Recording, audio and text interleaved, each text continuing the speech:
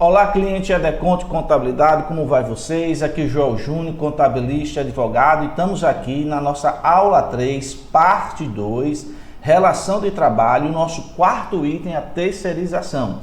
Nós vamos falar para vocês como funciona essa ideia da terceirização e lembrando já, dizendo aqui a você empresária, pode ser uma oportunidade de negócio a terceirização. Já pensou em ter uma empresa terceirizadora, empresa que presta serviço terceirizado?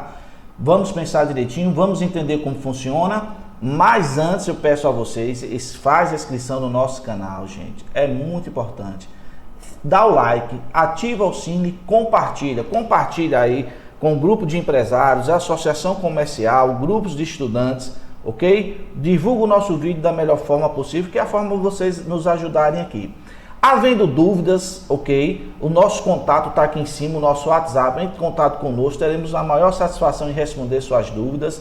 E a você estudante também, isso é um material direcionado mais aos empresários, mas não quer dizer que não sirva para você estudante, serve sim, estuda, mas é necessário se aprofundar mais, haja vista que você está estudando para ser um técnico, ok? Então, sem muitas delongas, vamos lá para o nosso quarto item, a terceirização, parte 2 da nossa aula 3. Vamos logo aqui para o conceito. Pessoal, eu sempre venho pedindo a vocês que acompanhem a leitura, ok? A leitura é bom para fixar. Então, a gente vai ler o material e logo em seguida a gente vai explicar. Vamos lá?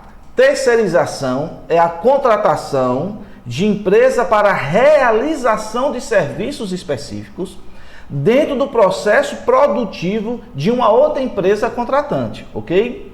De forma simplificada, a empresa contratada, ou seja, a terceirizada, será intermediadora dos serviços e as relações trabalhistas serão entre o trabalhador e essa empresa prestadora de serviço, e não com a contratante.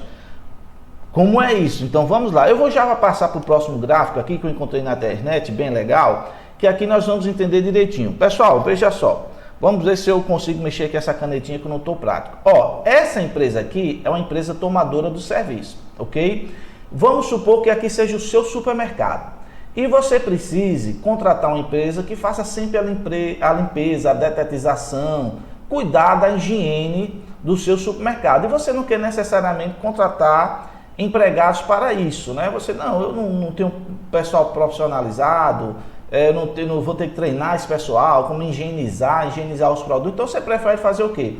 Contratar uma empresa terceirizada que faça esse serviço de limpeza para você. Seja limpeza diária, seja detetização, seja o que for. Então você vem e contrata uma empresa aqui, ó, prestadora de serviço, é empresa terceirizada. Essa empresa tem os seus funcionários, essa empresa terceirizada, ela tem os funcionários dela mesmo, ok? Que é os seus empregados, e ela vai enviar os empregados para a sua empresa para fazer a limpeza. É assim que funciona a terceirização. A empresa tomadora contrata uma empresa especializada que manda os empregados fazer o serviço na sua empresa tomadora. A relação jurídica trabalhista não é da sua empresa com os empregados. Você tem um contrato com a empresa terceirizada, ok? Vai contratar essa empresa. Esses empregados dessas empresas terceirizadas é que vão prestar serviço para vocês. Preste atenção, não é só serviços temporários, não. Você pode contratar para trabalhar aí vários meses na sua empresa, cuidando, vai depender aí da atividade que você esteja explorando, né? Então, a terceirização, a grosso modo, ela é assim, mas nós temos algumas questões específicas que nós vamos ver aqui mais na frente um pouquinho. E vamos entender isso aqui, vamos passar aqui para frente. Olha, e aqui tem mais uma vez, né? Ainda no conceito de terceirização, prevê que a empresa contratada deve realizar o serviço com organização própria, autonomia técnica e jurídica, cumprindo o objetivo do contrato. Claro, quando você contrata uma empresa terceirizada, ela tem toda a autonomia, ela é organizada. Preste atenção, o funcionário dela vai trabalhar na sua empresa, você não manda no funcionário dela, você não dá ordens no funcionário dela. Se o funcionário não estiver realizando o serviço corretamente, você vai reclamar com a empresa terceirizada e ela tomará as providências, substituindo o funcionário, Por que é interessante uma empresa terceirizada? Vamos supor que no seu supermercado você tem um movimento ali de segunda a quarta-feira razoável. Não anda tanta gente, mas quinta, sexta e sábado é um grande movimento. Você é uma cidade turística, final de semana explode o movimento na cidade. Olha, você pode pedir a empresa terceirizada para enviar 2 pessoas da limpeza de segunda a quarta, por exemplo. E enviar o dobro de funcionários de quinta a sábado, porque o movimento é maior, entendeu? Então você tem essa relação com a empresa contratante, com a empresa contratada, que é a terceirizada, vai falar para ela o que, é que você está precisando de mão de obra, ela vai mandar e vai executar o serviço. Assim, cada empresa é responsável pela contratação e remuneração dos seus funcionários, é o que está dizendo o texto, e pelo cumprimento das suas obrigações trabalhistas e previdenciárias com seus respectivos empregados. Toda a responsabilidade trabalhista não é da sua empresa, inicialmente, uma observação, viu? Nada no direito absoluto, aprenda essa regra do direito, nada no direito absoluto. Quando a gente vê uma regra, um princípio no direito, ele nunca será absoluto, porque pode haver outra regra, outro princípio que vai minimizar aquele entendimento. Você é uma empresa tomadora do serviço, que você precisa do serviço da limpeza, você contrata uma empresa prestadora de serviço de limpeza, ela envia os funcionários dela, a mão de obra dela especializada para trabalhar na sua empresa. Inicialmente, toda a responsabilidade aqui é dessa empresa prestadora do serviço. Agora, você tem que pagar direitinho, tudo certinho, né? Do contrato, é um contrato civil, a respeitar todas essas questões aí. Lembrando que você não dá ordem nos funcionários da empresa terceirizada. Qualquer reclamação, você deve falar com a empresa que você contratou e ela tomará as providências. Por exemplo, olha que bacana, tá aquele terceirizado prestando serviço na sua empresa. Você observa que ele não executa bem o serviço. Você diz, não, ele não faz a limpeza direito, ele não detetiza direito, tal, aquela questão toda. Aí você, o dono do supermercado, faz o quê? Liga para a empresa que você contratou e pede para substituir. Sem nenhuma dificuldade, ó, amanhã eu não quero mais essa pessoa, me mande outra aí, porque ele não trabalha direitinho. A empresa terceirizada que vai resolver a questão lá com o funcionário dela por não ter feito o serviço corretamente. Olha como é prático. Se essa pessoa da limpeza fosse o seu funcionário, você teria que dar a primeira advertência, uma segunda advertência, e aí depois seria uma justa causa, toda uma burocracia que existe na contratação do funcionário. Então observe que a terceirização pode ser algo importante. Principalmente você, empresário, que quer colocar uma empresa terceirizada. Vou dar uma dica aqui no final do vídeo de uma terceirização aqui no Vale do São Francisco que pode funcionar muito bem. Aí nós perguntamos, bom, então eu estou totalmente tranquilo em relação à terceirização, eu não vou ter problema trabalhista com ninguém, não vou ter problema trabalhistas com aqueles funcionários que estão lá na minha empresa prestando o serviço? Olha, se você fiscalizar tudo direitinho, não, você não vai ter nenhum tipo de problema. Porque nós temos aí um instituto chamado da responsabilidade subsidiária. O que isso vem a dizer?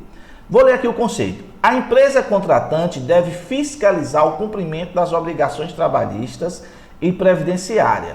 Se a terceirizada não pagar, a empresa contratante assumirá as obrigações. Nem tudo é céu. Então, gente, o que acontece? Você tem aí o seu supermercado. Você precisa de uma equipe de limpeza. Você não quer contratar o funcionário pelos motivos que nós já falamos. Então, você contrata uma empresa terceirizada que vai fazer a limpeza do seu estabelecimento durante a semana toda. A empresa amanhã manda um funcionário, amanhã manda 2, manda 3, conforme a sua demanda, você vai pedindo o número de funcionários.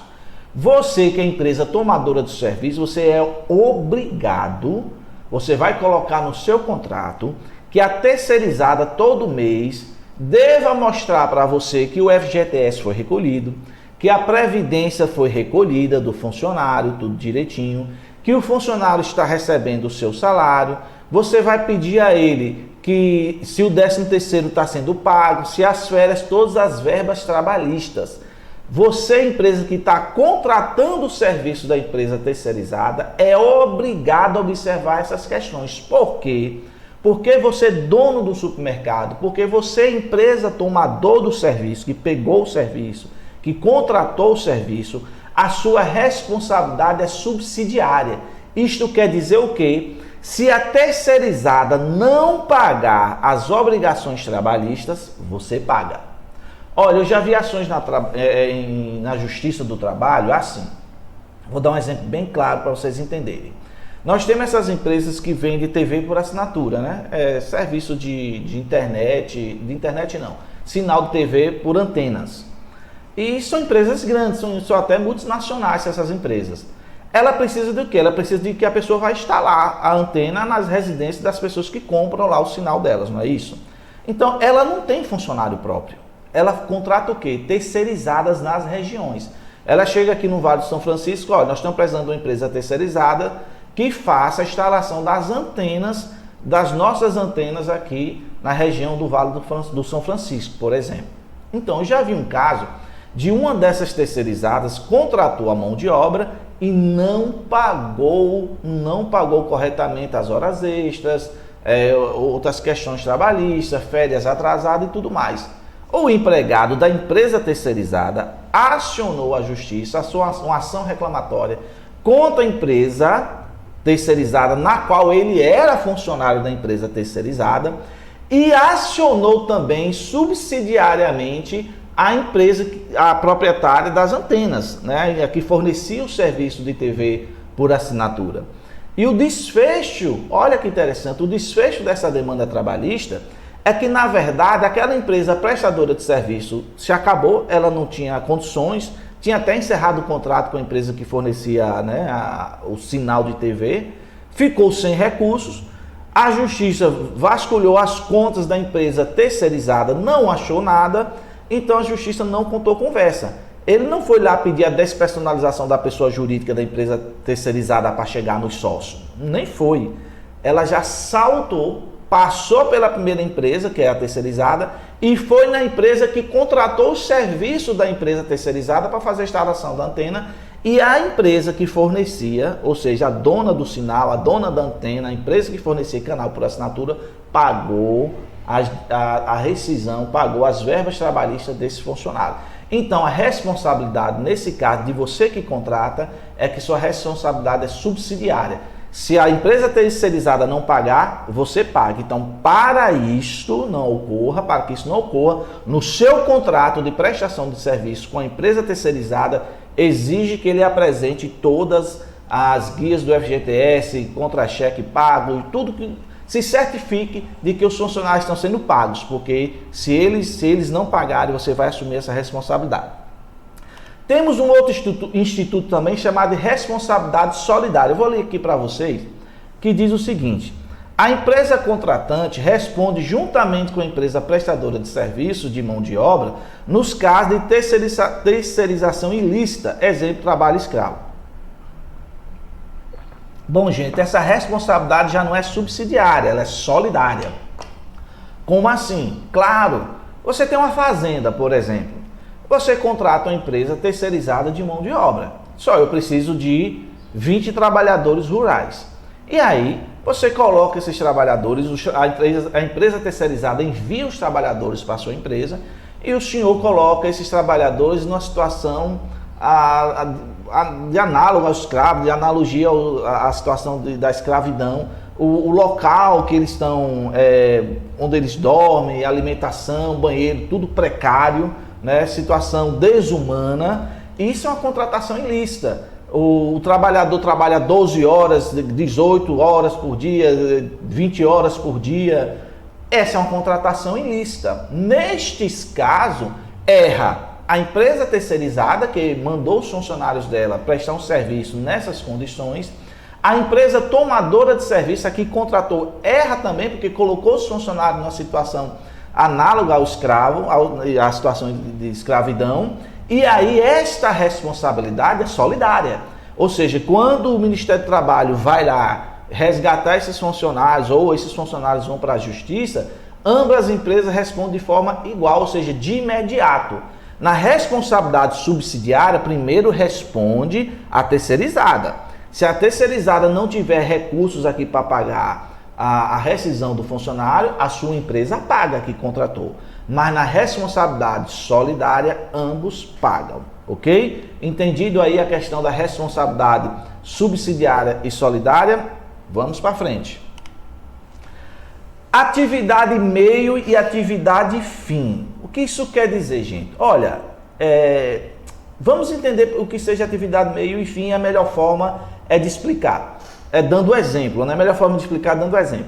Atividade meio é aquela atividade no qual existe aquele funcionário que o papel dele é importante para que a empresa funcione, mas ele não faz exatamente o serviço específico daquela empresa. Vamos voltar para a empresa que tenha o próprio supermercado, por exemplo, né? O caixa que está ali no caixa é uma atividade fim, porque todo supermercado tem que ter o caixa. Sem o caixa não funciona. O caixa vende. A pessoa que está ali vendendo, a pessoa que manipula ali os produtos, oferece os produtos, né?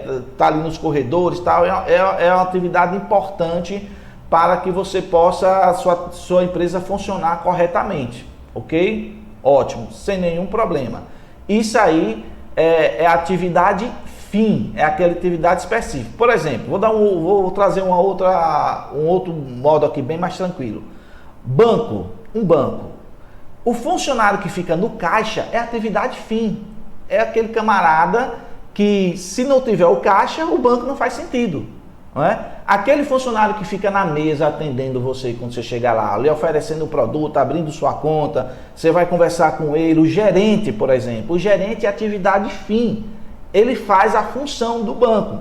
Mas o banco também tem um funcionário que é atividade meio. Qual é a atividade meio? É o vigilante, por exemplo. O vigilante está ali, ele faz a segurança, sim, é muito importante, mas não é a atividade do banco, serviço de vigilância. Ele é um funcionário que precisa daquilo. Observe que o que acontece é o seguinte: antigamente só era permitido terceirizar as atividades meio. É o que vem dizendo aqui a nossa redação. Vamos acompanhar? Olha lá. Inicialmente, somente a atividade considerada atividade meio era passível de terceirizada. Isso mudou com o advento da lei, né, 13.467, que alterou o artigo 4 da lei 6.019 de 1974, que é a lei da terceirização, ok, gente? Essa é de 1974, antes de eu nascer ainda. Permitindo a terceirização ampla, inclusive da atividade fim da empresa. Ou seja, antigamente, antes do advento da alteração da lei, antes de 2017, só permitia terceirizar a atividade meio e não a atividade fim. Então, lá nos bancos, os bancos sempre tiveram vigilantes terceirizados. Vocês sempre viram isso nos bancos, né? Você chega no banco, você percebe que aquele vigilante é de uma empresa de vigilância, porque o vigilante é uma atividade meio. Já o caixa e o gerente é atividade fim. Esses não poderiam ser terceirizados. Mas com o advento da lei, né, 13.467 de 2017, que alterou a lei 6.019 de 74, até a própria atividade fim pode ser terceirizada agora, gente. E é aí que pode haver um negócio para você, empresário. Por exemplo, aqui no Vale do São Francisco, nós temos muitos produtores rurais, pessoas físicas, ou até mesmo jurídicas, mas é mais pessoas físicas, que plantam, né, que cultivam aquelas plantas passageiras, né, cebola, melancia, melão. O que acontece? São empresas que têm safra, período de safra. Então tem períodos que eles precisam de mais funcionários, de menos funcionários. Quem trabalha plantando cebola, por exemplo, tem dia que ele precisa de 50 mudadeiras ali, 2 dias de mudadeira. No terceiro dia ele já não precisa. E aí como acontece? Às vezes ele precisa de uma semana. Uma semana não dá mais para ser um diarista. Uma semana é uma pessoa contratada. E aí ele tinha problema na justiça. Ele tinha problema com o Ministério do Trabalho porque ele precisava de um diarista, o que não era, porque era uma semana. E aí ele poderia fazer o quê? Contratar uma empresa terceirizada. Você pode ter, por exemplo, uma empresa terceirizada de mão de obra na área de agricultura aqui no Vale do São Francisco, que tem muita mão de obra para isso. Um produtor hoje, eu preciso de 10 funcionários. Ele vai ligar para a sua empresa, você vai mandar 10 funcionários. Mesmo sendo produtor rural, mesmo ser aquele trabalhador que vai colher, que vai plantar, que é a atividade fim do produto, é a atividade fim da atividade do produtor rural, porque hoje pode ser terceirizado. Antes não poderia, porque só poderia haver a terceirização da atividade meio e não da atividade fim. Então, tudo aquilo que está direcionado no posto de combustível, por exemplo, o frentista é atividade fim. Ele coloca combustível dentro do carro das pessoas, não colocam? Já a faxineira ou faxineiro é atividade meio, ele ajuda no funcionamento, mas não necessariamente na comercialização do combustível. Então, antigamente você terceirizava, contratava a empresa para o faxineiro, mas você não podia contratar para o frentista. Hoje você até pode contratar uma empresa terceirizada de frentista. Não é comum ter isso, porque geralmente o frentista realmente está ali o tempo todo, as empresas precisam e procuram ter seu próprio frentista. É o caso dos bancos também, em regra eles não andam terceirizando caixa, nada disso. Mas essas outras atividades meio sim, geralmente você tem a oportunidade de ter aí essa terceirização. E no caso do produtor rural, até atividade fim, sim, é possível que você faça isso, que você contrate, porque ele vai lá, vai plantar, vai colher durante uma semana, 10 dias, 15 dias, foi embora, você pagou a empresa terceirizada, a empresa paga o funcionário dela lá, lembrando, se certifique que as obrigações trabalhistas estão todas pagas, porque se não tiver, você vai responder. Entendido isso? Bom, esse foi o nosso tema da aula hoje, a aula 3, terceirização, aqui é parte 2, viu gente? Eu esqueci de alterar, aqui é parte 2, certo? Nós estamos falando da terceirização, ok? É muito importante, é talvez uma oportunidade para você, empresário, de ter um novo ramo de negócio.